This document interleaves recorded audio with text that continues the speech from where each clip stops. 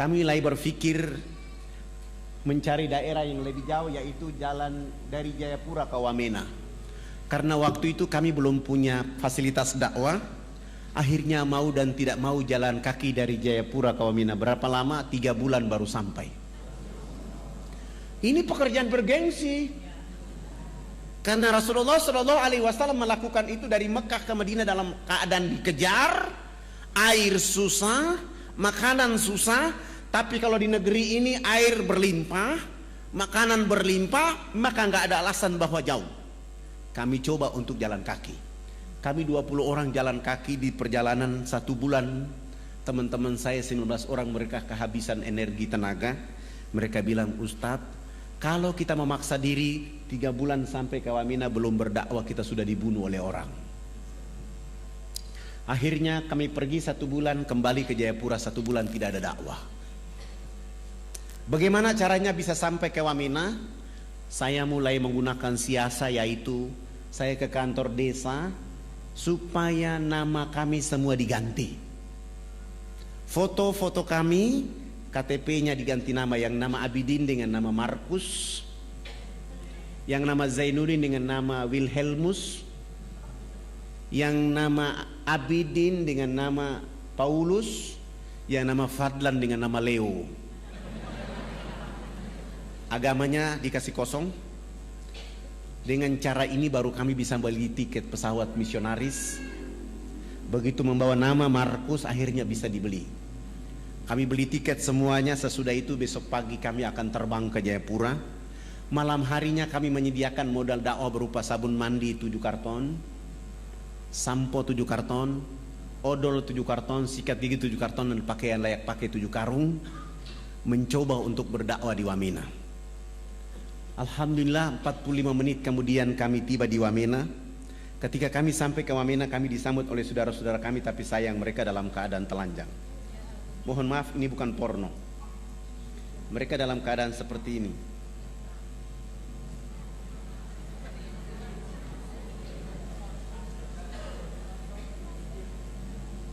Mereka dalam keadaan seperti ini. Mereka dalam keadaan seperti ini. Mereka dalam keadaan seperti ini. Ketika melihat keadaan seperti ini, saya mulai bilang sama para dai bahwa 1 minggu pertama kita tidak boleh berdakwah, kita akan pelajari bagaimana keadaan mereka. Ternyata saudara-saudara kita di pedalaman itu tidak punya pakaian, maka mereka pakai pakaian seperti itu. Tapi gereja dan misionaris mengatakan bahwa ini adalah pakaian kebudayaan. Setelah mereka dibiarkan memakai pakaian seperti itu, saudara-saudara kita di pedalaman itu juga dilarang tidak boleh mandi menggunakan air bersih. Mereka hanya boleh mandi dengan melulurkan tubuh badannya dengan minyak lemak babi. Sudah tidak pakai baju, pakaian, badannya dilulurkan dengan lemak minyak babi, bau badan yang sangat tidak enak. Mereka berdiri dengan jarak 500 meter dari arah mata angin kita di sini yang hancur. Bau yang sangat tidak enak. Setelah dalam keadaan kondisi seperti itu, orang asing itu melalui Australia membawa minuman keras masuk melalui Port Moresby dengan pesawat kecil itu masuk ke pedalaman ini, kasih minum saudara-saudara kita di sana.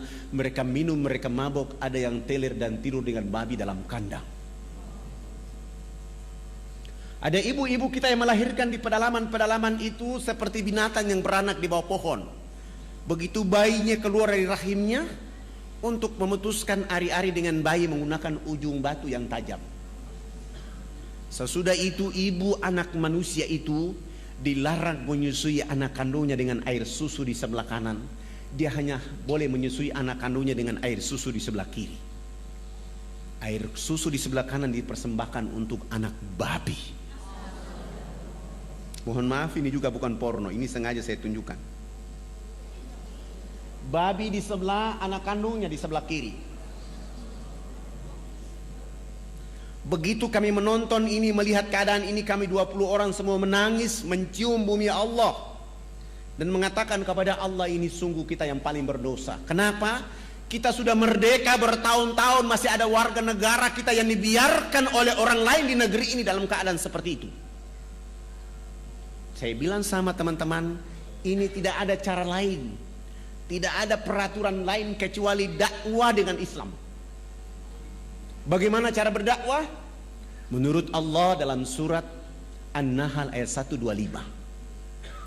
Surat 16 ayat 125. Serulah manusia ke jalan agama Tuhanmu dengan hikmah, arif, bijaksana. Berdialog dengan mereka pun dengan arif dan bijaksana. Kepada siapa Allah beri petunjuk, kepada siapa Allah sesatkan.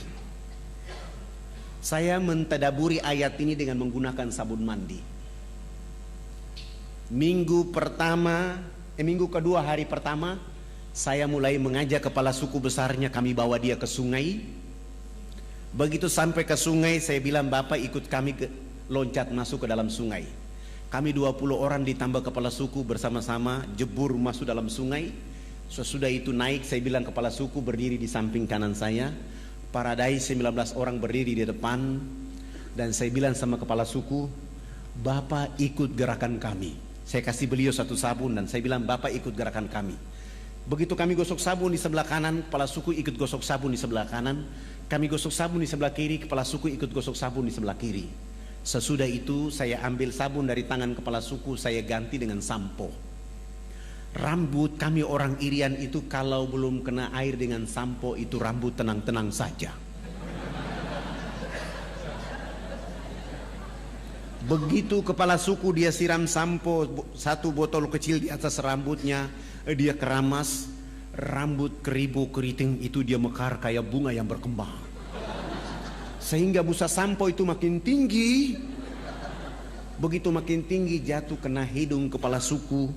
Dia mencium harum dari busa sampo itu, langsung pergi, tidak mau lagi bilas dengan air.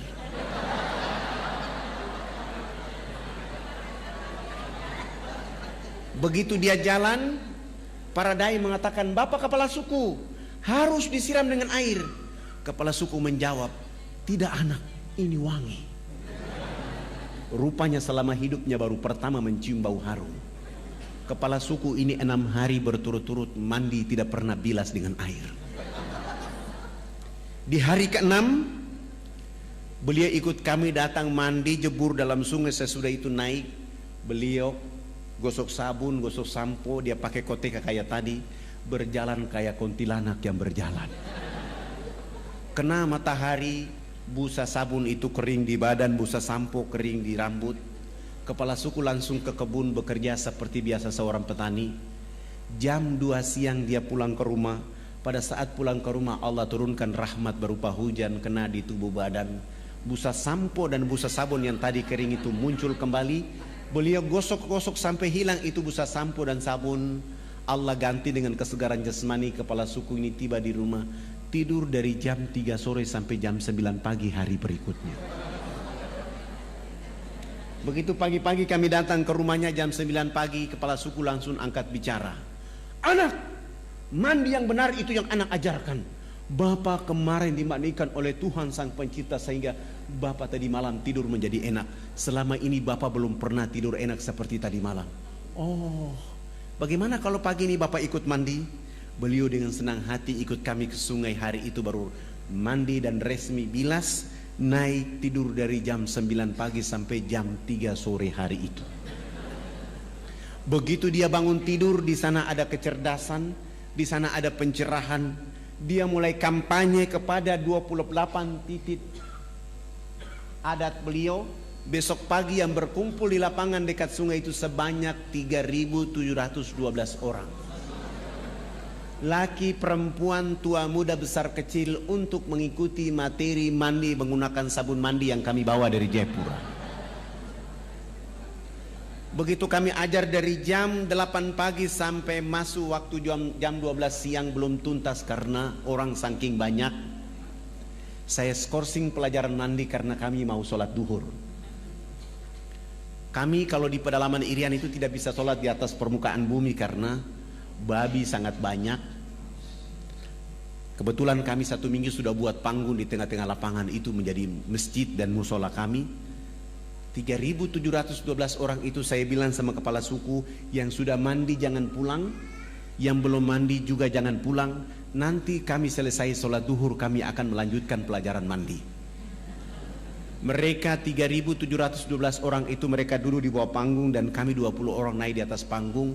Salah satu dai dia qomat dan saya takbir. Allahu Akbar. 19 dai ini juga takbir Allahu Akbar. Begitu kami takbir, 3.712 orang itu mereka bangkit dari tempat duduknya, mereka tawaf dengan arah berjalan, arah jarum jam, tawaf keliling panggung sholat.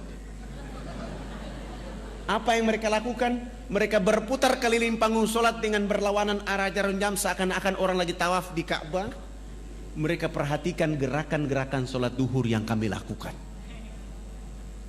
Begitu saya salam ke kanan, Assalamualaikum warahmatullahi, Assalamualaikum warahmatullahi. Kepala suku besar itu langsung loncat naik di atas panggung dan mengajukan beberapa pertanyaan. Anak,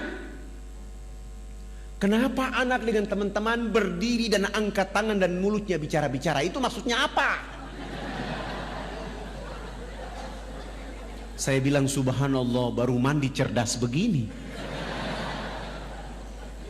Bagaimana saya bisa mampu menjawab pertanyaan itu? Hampir saya tidak sanggup. Tapi tiba-tiba ada ilham dari Allah untuk saya menjawab. Saya bilang sama kepala suku dan masyarakat, Bapak kepala suku dan masyarakat dan mama-mama yang ada di sini, kami di atas panggung ini agama kami Islam.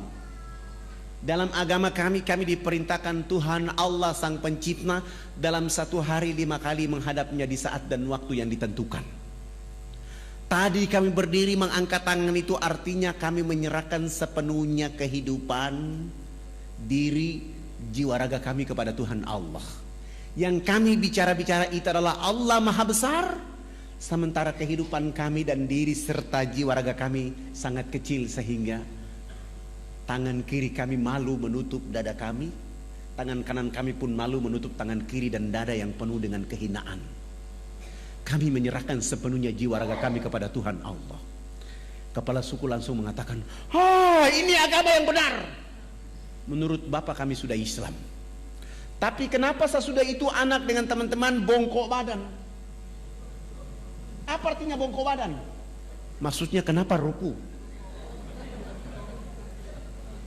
Saya menjelaskan, kami bongkok badan itu supaya kami bisa melihat di bumi itu ada batu, pasir, tanah, air, hewan, tumbuhan.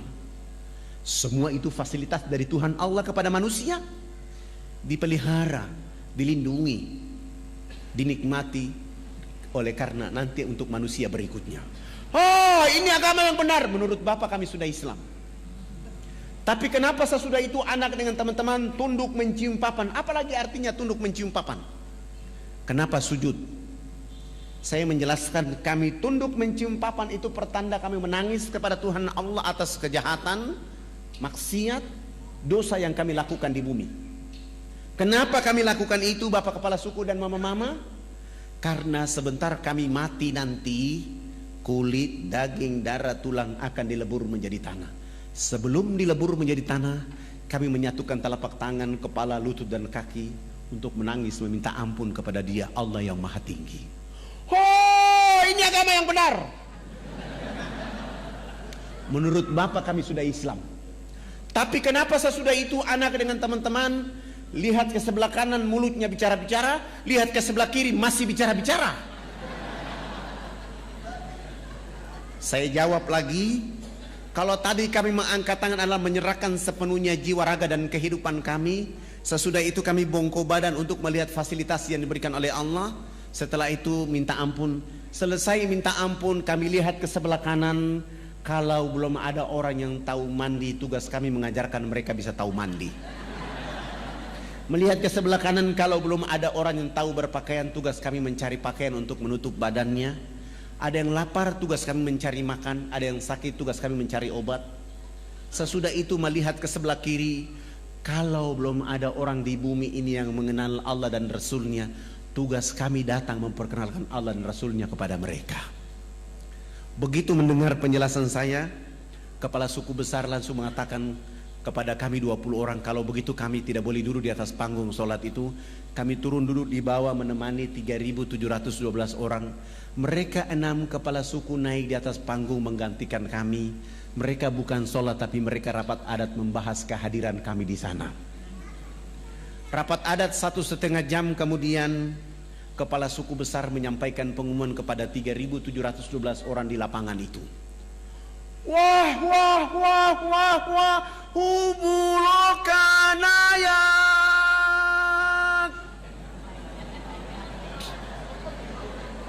Saya kasih contoh kepala suku, seakan-akan saya kepala suku, Bapak Ibu 3.712 orang. Karena saya ini orang fak-fak, saya tidak tahu bahasa Wamena. Karena bahasa yang ada di Irian itu ada 324 bahasa. Saya tanya kepada orang yang ada di bawah saya apa yang dimaksud oleh kepala suku, ternyata artinya buat kami 20 orang sangat berbahagia. Hari ini kita senang, hari ini kita gembira karena anak-anak ini sudah datang di tempat kita mengajarkan agama yang benar. Dalam rapat adat kami mengatakan bahwa kita yang ada di lapangan ini harus mengikuti agama yang mereka ajarkan. Kami 20 orang langsung sujud syukur dan menangis berterima kasih kepada Allah Subhanahu wa taala. Terima kasih Allah ya Rabb.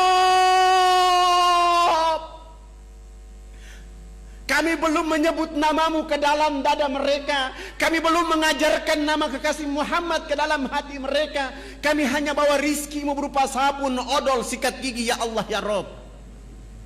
Lalu kami tidak sanggup berhadapan dengan 3.712 orang itu karena mereka dalam keadaan telanjang, dalam keadaan bau badan, dalam keadaan bodoh, dalam keadaan miskin, tetapi mereka mampu mengatakan kepada Allah dan Rasulnya, asyhadu an la ilaha illallah wa asyhadu anna Muhammad Rasulullah.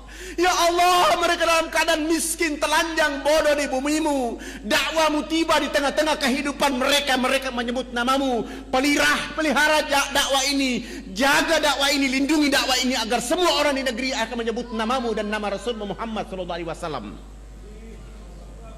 3.712 orang masuk tanpa beban apapun, tanpa paksaan apapun. Mereka dengan mudah mengucapkan nama Allah dan nama Rasulullah Muhammad SAW. Setelah mereka mengucapkan 2 kalimat syahadat, kami berusaha untuk membimbing mereka agar mereka mampu menjadi hamba-hamba Allah. Sesudah itu pekerjaan berikut yang kami lakukan adalah berusaha untuk mengganti nama-nama mereka. Yang nama Abraham kami ganti dengan nama Ibrahim. Yang nama Yohanes kami ganti dengan nama Zainuddin. Yang nama Wilhelmus kami ganti dengan nama Abidin. Yang nama Paulus kami ganti dengan nama Abu Bakar, Hamzah. Dan itu nama-nama yang paling cocok kalau orang Irian masuk Islam. Sangat lucu kalau ada orang Irian masuk Islam, rambutnya keriting, badannya hitam kelin, dipanggil Subagio. Nggak cocok. Tapi Zainuddin, Iskandar, insya Allah. Setelah mengganti nama-nama mereka, pekerjaan berikut yang kami lakukan adalah melakukan hitanan masal mulai dari umur 7 bulan sampai umur 63 tahun. Alhamdulillah, waktu itu kami dibantu oleh ayahanda Dr. Mulia Tarmizi. Kebetulan beliau menjadi Komandan Lantamal Angkatan Laut di Jayapura. Beliau dulu bicara dakwah Islamiyah dan kami mengantar beliau ke atas menghitan saudara-saudara kita di sana. Alhamdulillah. Sesudah itu beliau menulis surat supaya saya membawa surat itu menghadap Presiden Soeharto di Jakarta. Kami bawa kepala-kepala suku. Kepala-kepala suku ini sudah pakai celana panjang, sudah pakai kemeja, bahkan sudah pakai jas. Tetapi mereka belum bisa pakai sepatu. Karena ukuran sepatunya waktu itu nomor 47. Selama hidupnya belum pernah menggunakan alas kaki, begitu masuk Islam disuruh pakai alas kaki. Terpaksa tidak ada jenis sepatu itu dan kami menggunakan sendal jepit. Kelebihan tumit kami bawa mereka. Naik pesawat dari Wamena ke Jayapura, Jayapura langsung menuju Makassar. Dari Makassar Saya bawa mereka, kepala-kepala suku, melihat pembangunan di kota Makassar. Sesudah itu terbang di Jakarta. Tiba di Jakarta malam hari, kami naik mobil dijemput oleh teman-teman di Jakarta dan kami bawa ke Wisma Haji Jalan Jaksa, Jakarta Pusat. Istirahat, pagi-pagi kami ke istana. Sampai ke istana, alhamdulillah Presiden Soeharto berkenan menerima kami. Beliau minta supaya pertemuannya jangan di istana tapi di rumahnya di Cendana. Selepas sholat asar, kami langsung bertemu dengan beliau. Beliau berdiri dengan senyum ciri khasnya menyambut kehadiran kepala-kepala suku bersama saya. Kepala negara menyambut kepala suku, saling berpelukan, salaman. Sesudah itu dibawa masuk ke dalam ruang tamu, dikasih makan, dikasih minum, dikasih oleh-oleh. Setelah diberikan oleh-oleh, Pak Harto minta supaya kepala sukunya konferensi pers. Lalu kepala suku angkat bicara waktu itu. Bapak tidak pantas jadi presiden. Presiden macam apa hanya bangun Makassar, presiden macam apa hanya bangun Jakarta. Pemilu nanti saya akan bicara supaya tidak boleh lagi dipilih Haji Muhammad Soeharto jadi presiden. Kepala suku ini bicara berapi-api tapi pakai bahasa Wamena. Pak Harto juga tidak tahu.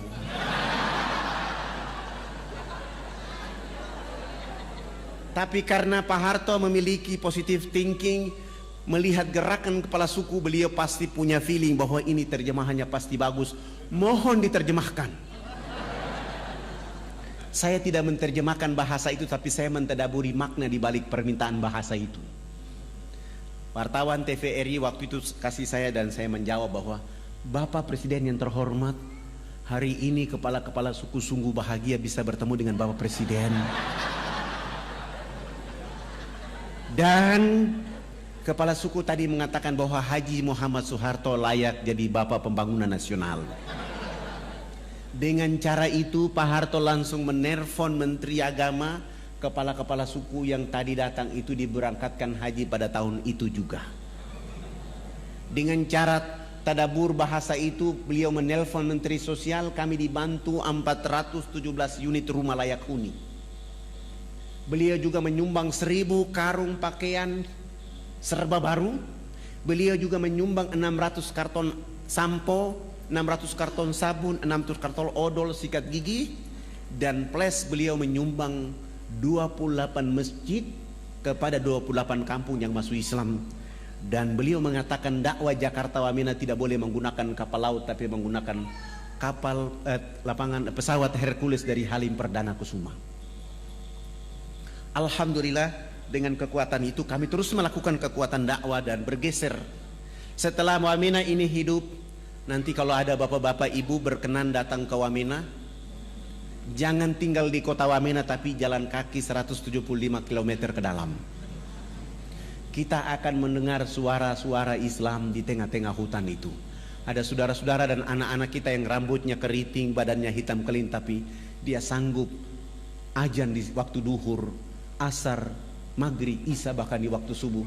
Terkadang kita tidak sanggup meneteskan air mata oleh karena di tengah-tengah hutan itu jauh dari khalayak ramai, tapi ada orang yang menyebut nama Allah, menyebut nama Rasulullah Muhammad SAW.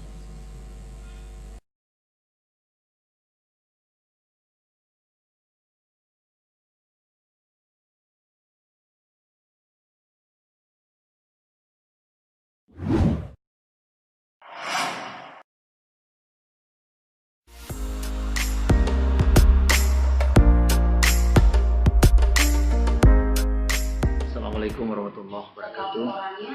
Saya Taswin dari Palu. Hari ini berkunjung, alhamdulillah diterima di kantor pusat oleh Ketua Koperasi 212. Kunjungan saya kali ini, saya bersyukur mendapatkan surat keputusan sebagai Ketua Komunitas 1 di Kota Palu.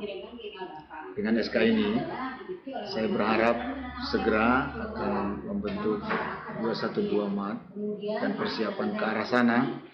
Di Palu jauh-jauh hari kita sudah persiapkan. Dan hari ini saya membawa tim datang ke kantor pusat untuk bertanya secara teknis bagaimana mendirikan itu.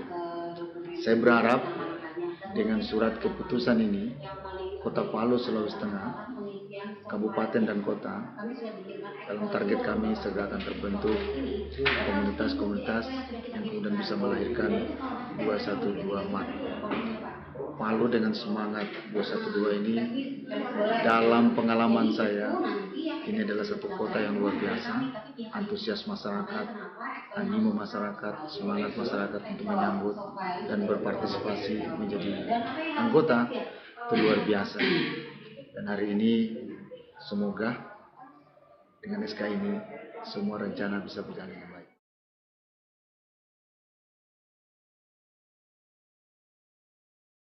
Untuk masyarakat Kota Palu, kenapa harus bergabung ke 212 atau Koperasi 212 atau membentuk 212? Di hari kemudian ada dua pertanyaan dari Allah tentang harta kita. Dari mana kita dapat dan kemana kita belanjakan. Saat Bapak Ibu bergabung ke 212 atau Koperasi 212, otomatis aktivitas kita, aktivitas keuangan kita itu bernilai ibadah karena bergabung di komunitas ini. Saya berharap kesempatan untuk bisa bertumbuh secara ekonomi, bergabunglah ke 212.